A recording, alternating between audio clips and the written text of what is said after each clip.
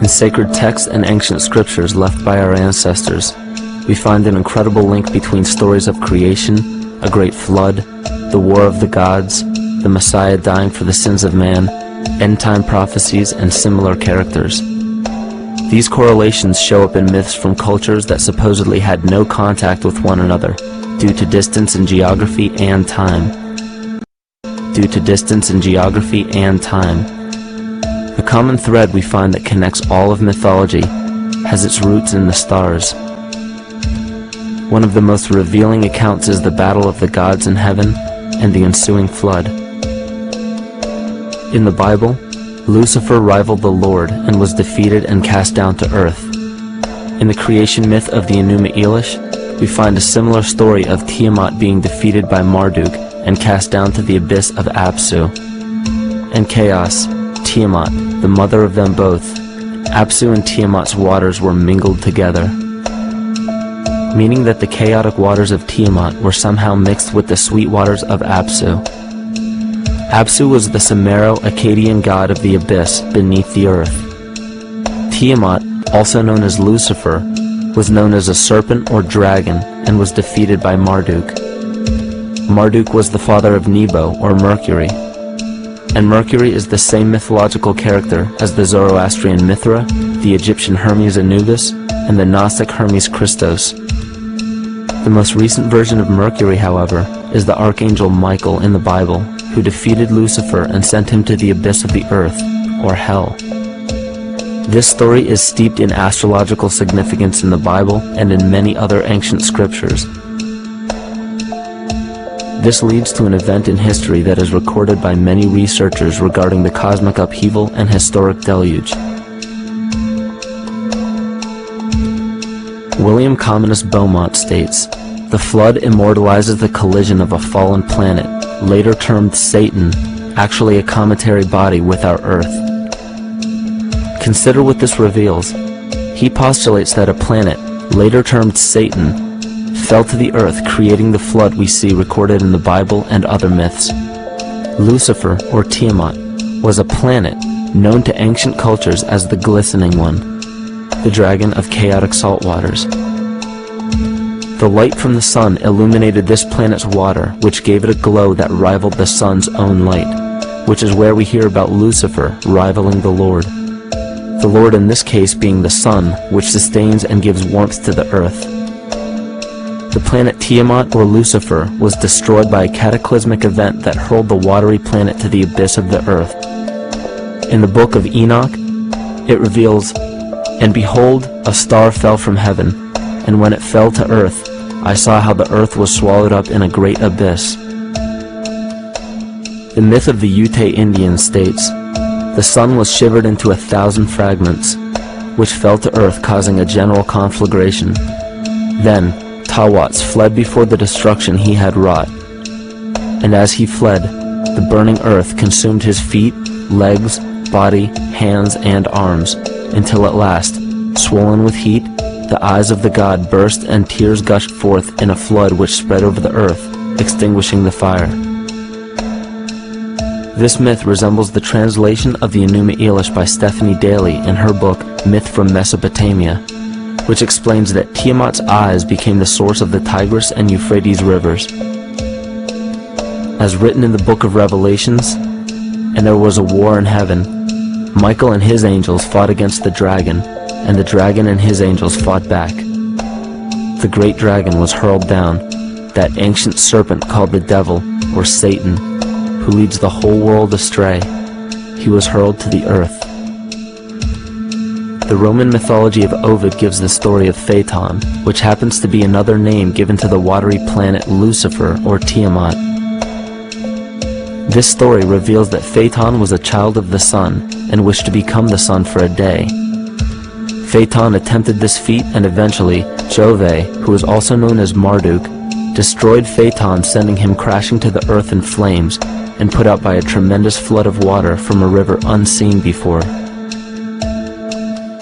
The common theme we notice here is that of a saltwater planet, the great dragon, Lucifer, Tiamat, or Phaeton, was defeated and fell to the earth, and now dwells in the abyss known as hell, giving us the outline of the story of Lucifer rising up against the Lord and being defeated and banished to rule the underworld. As we know, however, an outline is but a shell of a story.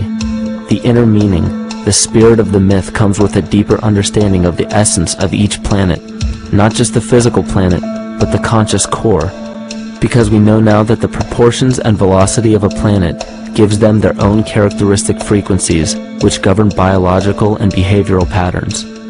These planets reflect the archetypal psychology of man.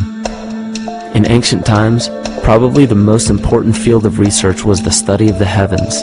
Galactic bodies and their movement through the sky were known to be symbolic of the inner faculties within human consciousness. Within all organisms, outdated science has only explained the physical world measured by our five senses. Only in esoteric religions, mysticism, and quantum fields of science are we to find any attempt at explaining where thoughts and emotions fit into the sense-perceptible world. We also understand now that humanity is a community of cells within the organism of the Earth. The Earth, therefore, is a higher organism that shapes our form and function. This higher organism and all other planetary bodies are governed by consciousness, just as we individual humans are. Therefore, the Newtonian belief that galactic bodies are nothing more than lifeless forms floating in space is tantamount to claiming that we humans are nothing more than a composite of elements in motion. We know that this is untrue because we feel, we think, and furthermore we see the result of our consciousness creating what we call life.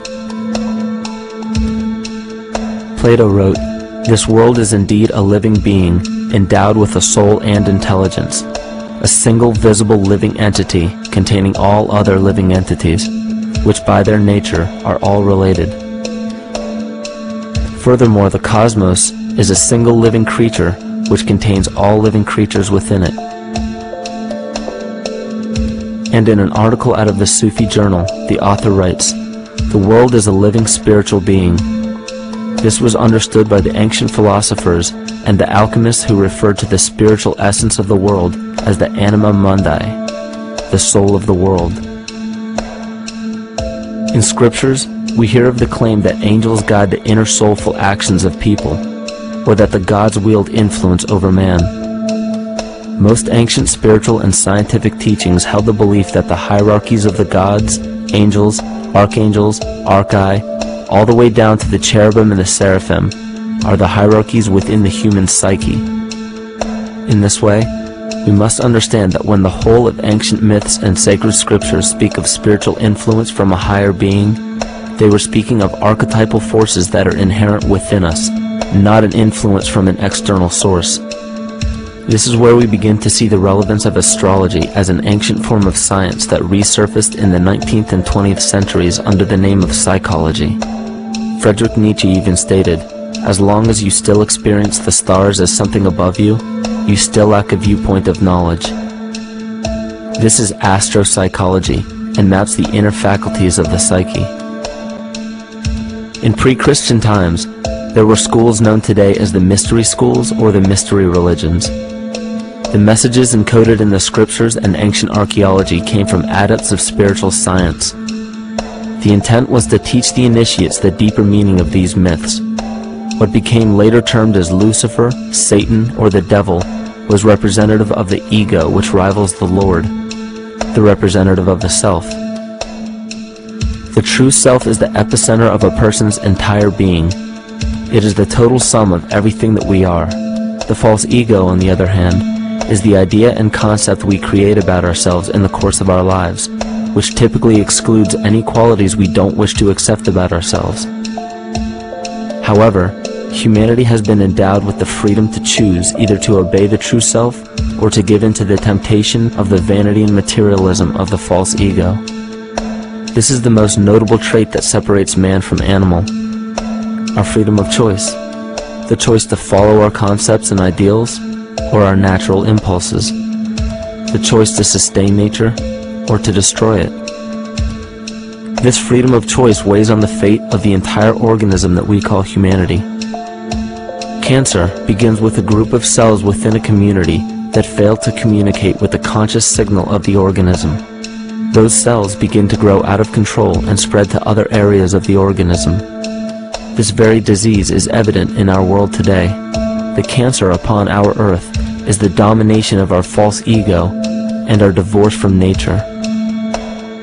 Collectively, among every human, the cancer upon our earth is the domination of our false ego and our divorce from nature.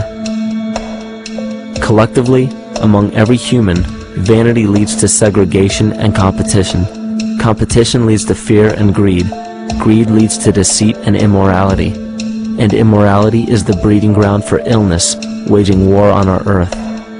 Every act of hatred and destructiveness in our world begins with self-hate and self-destructiveness. And it all begins with a breakdown in communication